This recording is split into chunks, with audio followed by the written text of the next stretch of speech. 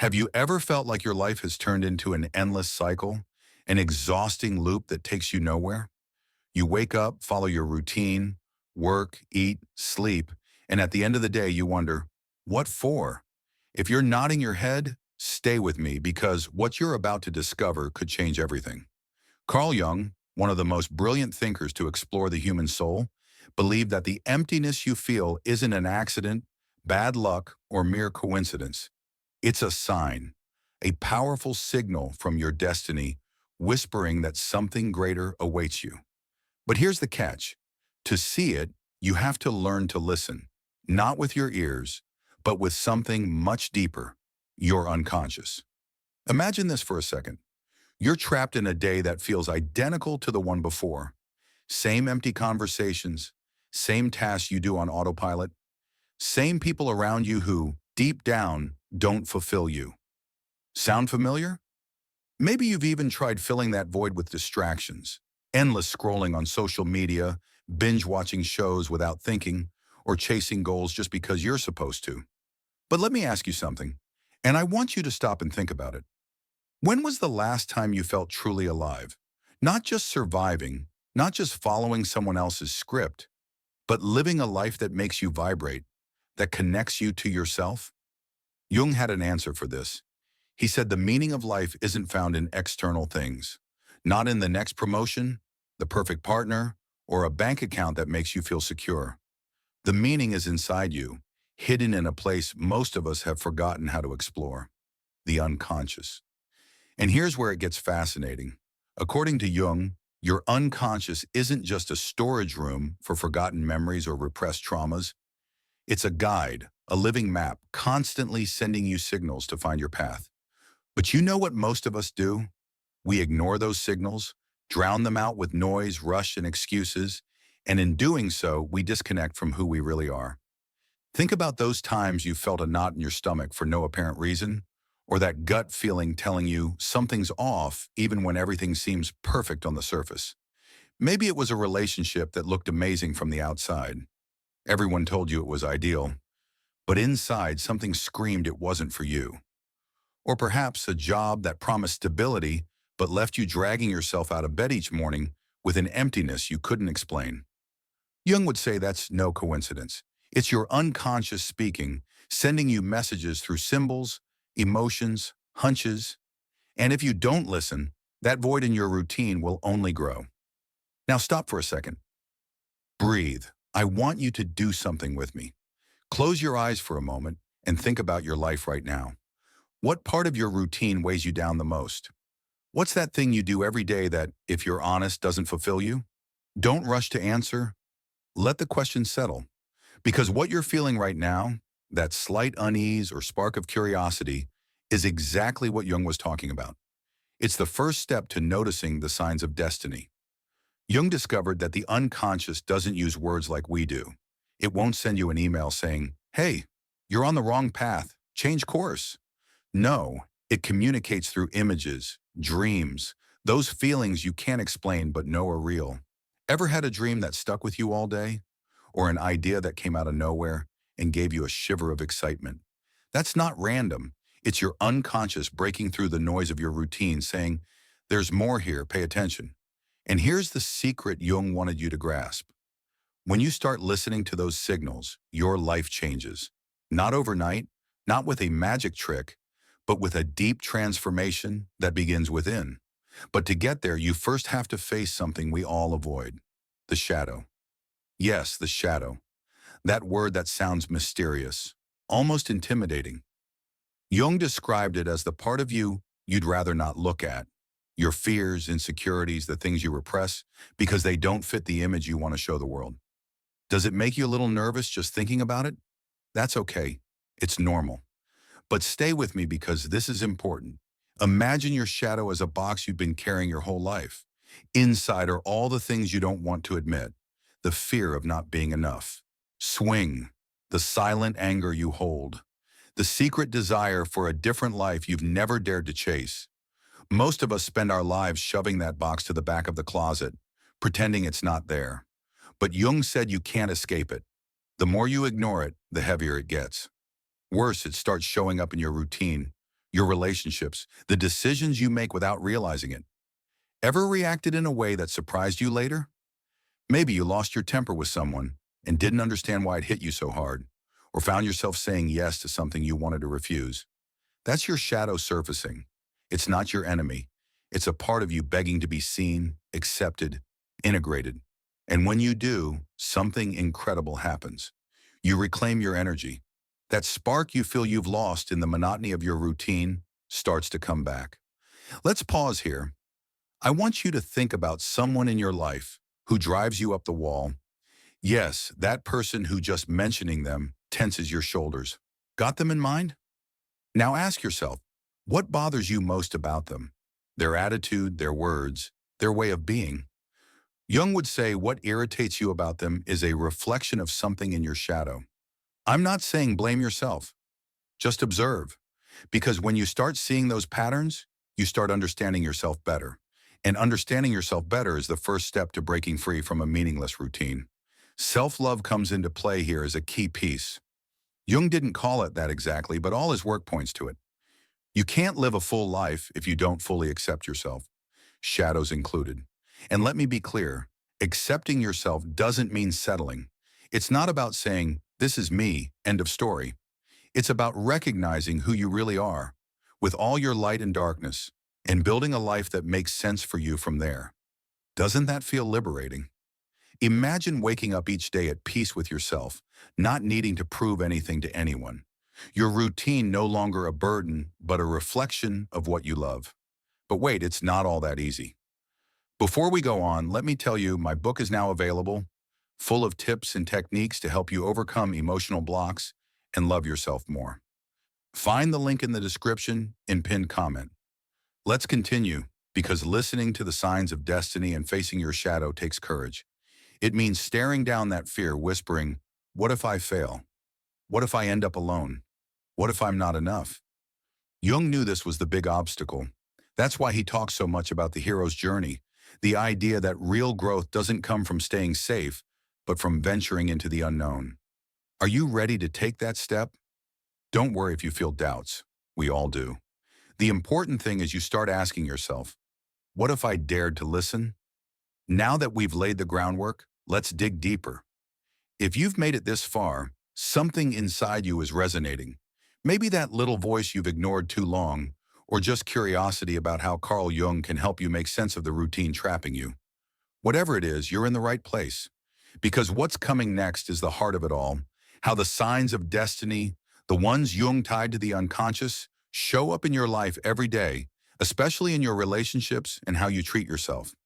Think about this. How often have you felt a relationship draining you? I'm not just talking romantic partners, though I'm sure one's on your mind. It could be friends, family, co-workers, those people who leave you exhausted after time with them, like someone flipped off your inner light. Ever felt that? Of course you have. And here's where Jung gets interesting. He said those interactions aren't just bad vibes or random chance. They're mirrors reflecting what's inside you that you're not seeing. For example, picture that person who's always criticizing you, finding fault in everything you do. It frustrates you, drives you nuts, and by the end of the day, you wonder why you keep them around. Jung would say, look closer. What's that criticism showing you? Is it something you secretly think about yourself but won't admit? Maybe that inner voice saying you're not enough is using them as a megaphone. I'm not saying it's easy to accept, but when you start seeing it that way, something shifts. You stop blaming the other person and start working on yourself. Then there are those relationships that feel like a constant battlefield, arguments, misunderstandings, an endless tug of war for control. Know someone like that? Maybe a partner where it all started like a fairy tale, but now every talk is a struggle. Or a friend who always needs more from you than you can give. It's exhausting, right? Jung would say those obstacles aren't just couple problems or irreconcilable differences, they're signs of destiny. Your unconscious is screaming, this isn't aligned with who you are. But you know what most of us do? We hold on.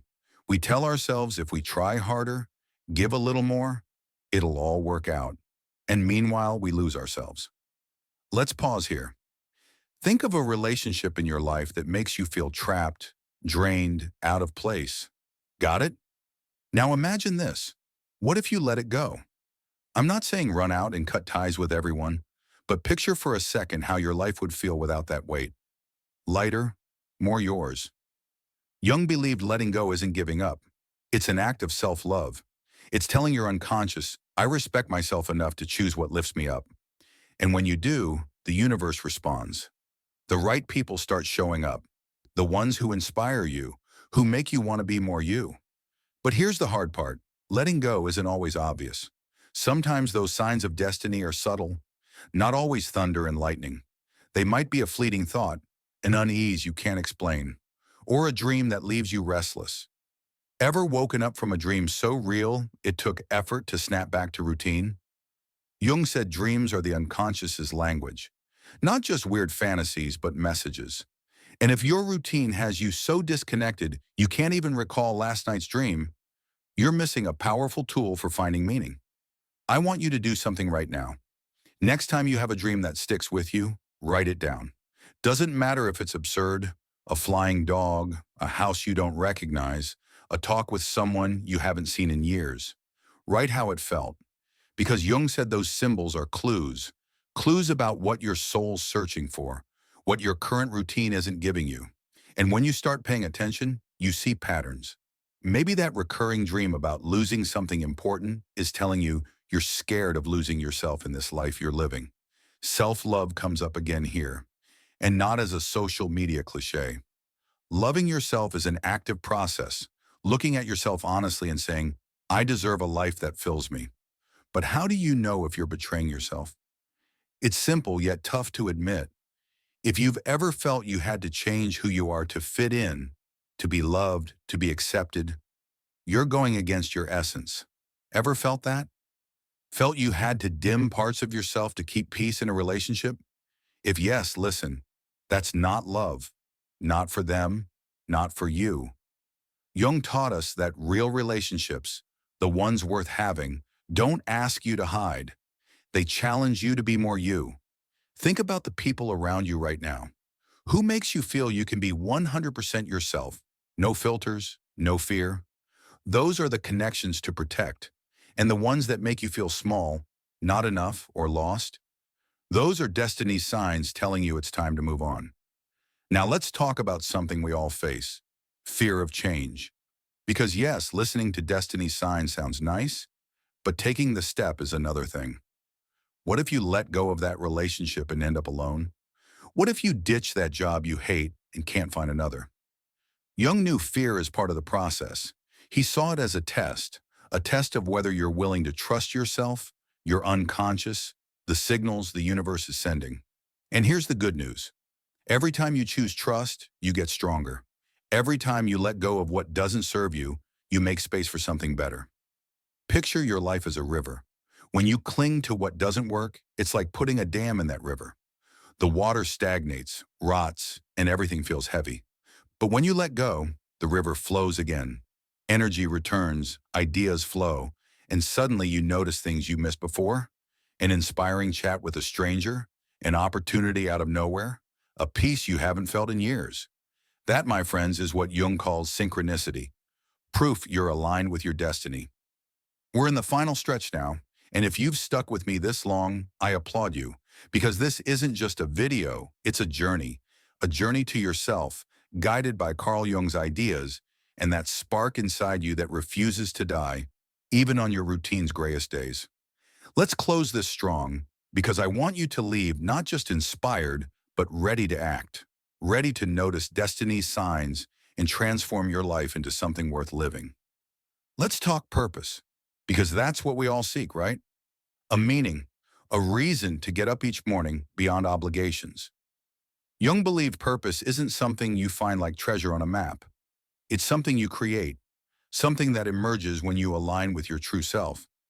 But here's the problem. Your current routine is probably full of things pulling you away from that purpose. Relationships that drain you, habits that numb you, decisions you make out of fear, not desire. Am I right? Be honest with yourself. Think about your dreams for a moment. Not the nighttime ones, but those big dreams you once had. Maybe you wanted to travel the world, write a book, start a business, or just live a freer, truer life. Where are those dreams now? Still alive or buried under layers of I have to and I can't? Jung would say those dreams don't vanish. They're there in your unconscious, waiting for you to let them out. And every time you feel that emptiness in your routine, it's your unconscious reminding you those dreams are still alive. Now imagine this. What if you started giving them space? I'm not saying drop everything and move to an island tomorrow, but what if today you did something small for that dream? A call, a page written, a plan scribbled on a napkin. According to Jung, those small acts of courage awaken synchronicity. Suddenly, you meet someone who helps you along, find a resource you didn't expect, or just feel a clarity you didn't have before. Doesn't that excite you? But to get there, you need to let go of the baggage, including people who pull you from your purpose, the ones who fill you with doubt, who say, that's not realistic, who douse your fire with negativity. Protecting your energy isn't selfish. It's survival. Because your energy is sacred. It's what drives you to create, to love, to live.